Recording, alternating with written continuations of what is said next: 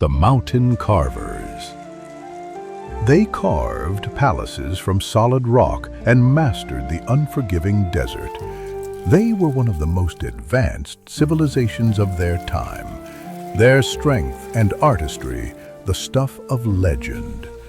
But they made one fatal mistake, and their magnificent mountain cities became their tombs. And to Thamud we sent their brother Salih. Solemnly, he said, pleading, "O my people, worship Allah. You have no deity other than Him." Emphatic, there has come to you clear evidence from your Lord. This is the She-Camel of Allah as a sign for you.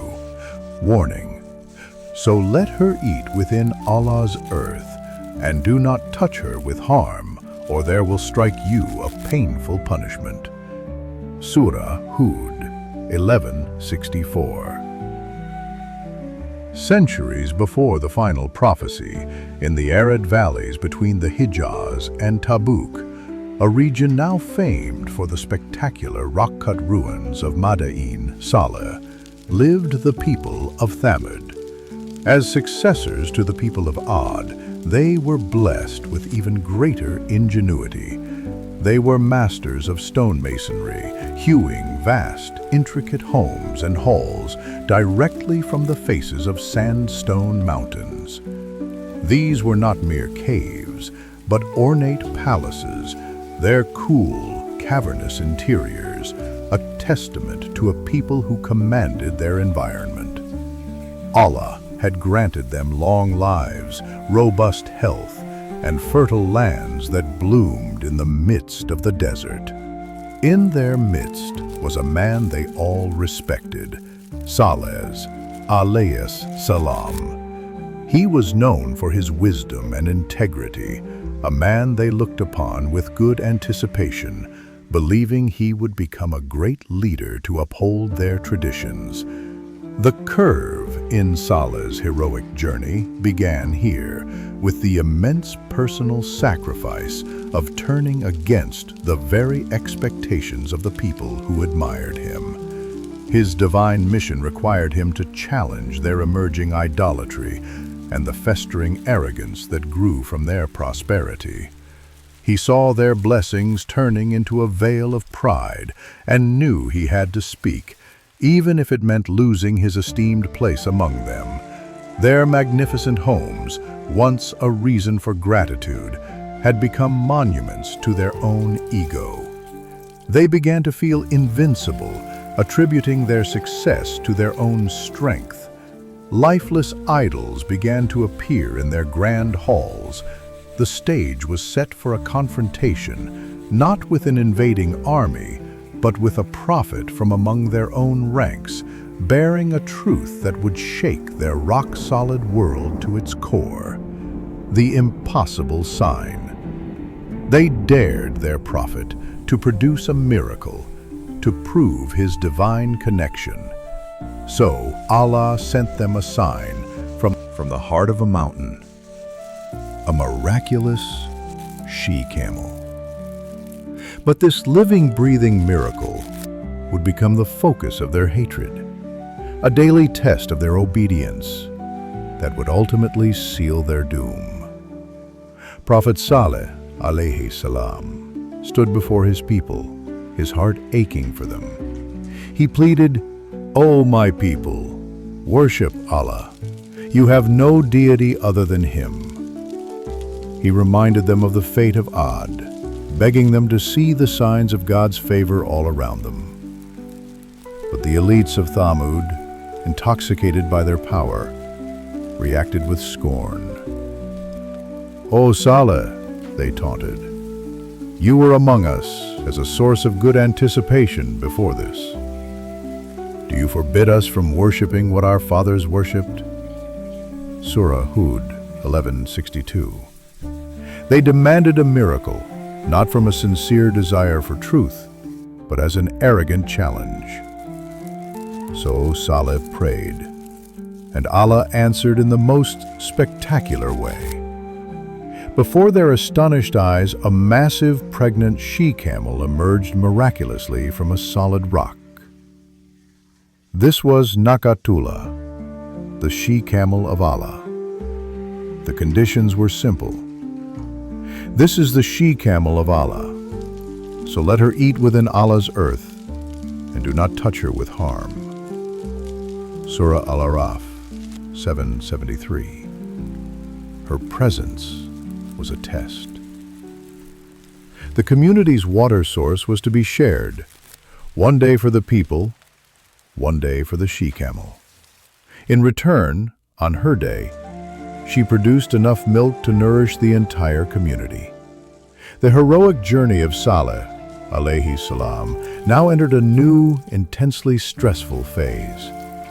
He was no longer just a preacher, he was the custodian of a divine sign. Every day was a tense standoff.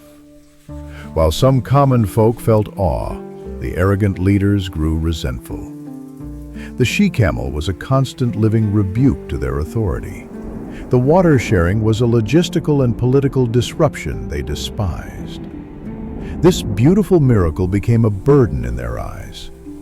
Their hatred festered until a group of the most wretched among them, led by a man named Qudar ibn Salih, conspired to commit the ultimate transgression.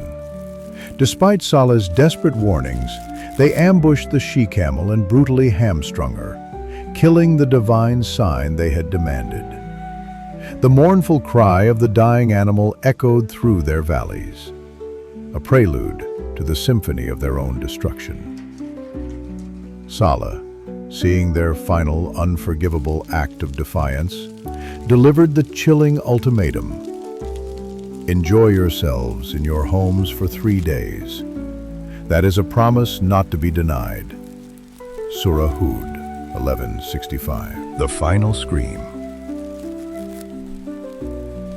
After they committed their unforgivable crime, their prophet gave them a chilling warning. Enjoy your homes for 3 days. It was not a reprieve. It was a terrifying countdown to a divine judgment that would shatter the very mountains around them. The 3 days began. On the first day, the faces of the people of Thamud turned a sickly yellow. On the second, they flushed a feverish red. On the third, their skin became a deathly dark black. The initial mockery and arrogance had evaporated, replaced by a creeping, inescapable dread. They barricaded themselves in their mountain fortresses, but there was no escape from a judgment that comes from within. On the dawn of the 4th day, the punishment arrived. It was not a wind or a flood, it was the Seha, a single, piercing, catastrophic blast from the heavens. The sound was so immense, so powerful, it could not be comprehended. It may have been a massive seismic shockwave that generated a deafening, low-frequency sound that ruptured organs, or a terrifying celestial thunderbolt. The Quran describes the effect with chilling finality. So the earthquake seized them, and they became within their homes, bodies, prostrate, motionless. Surah Al-Araf 7:78. The mighty structures they had carved with such pride became their instantaneous tombs. Their robust bodies were annihilated where they stood. In a single shattering moment, an entire civilization was reduced to silent, lifeless rubble. Their strength, their art, their wealth, all were rendered utterly meaningless. Prophet Salih, alayhi salam, and the small community of believers were saved by Allah's mercy. His heroic journey ended in somber vindication. He was a grieving survivor, a witness to the horrifying consequence of his people's rebellion. Why did they perish? The fundamental cause was their unwavering pride and their violent rejection of a clear divine sign. Hamstringing the she-camel was not just killing an animal, it was a symbolic declaration of war against the authority of God. They preferred their own power over divine guidance, and their destruction was the direct result of that choice. Their magnificent rock-hewn cities, now silent ruins in the Arabian desert, stand as an eternal testament to the fact that no human might can withstand the decree of Allah. Their story whispers a solemn warning across the ages. The greatest strength is humility, and the greatest foolishness is to defy the Creator.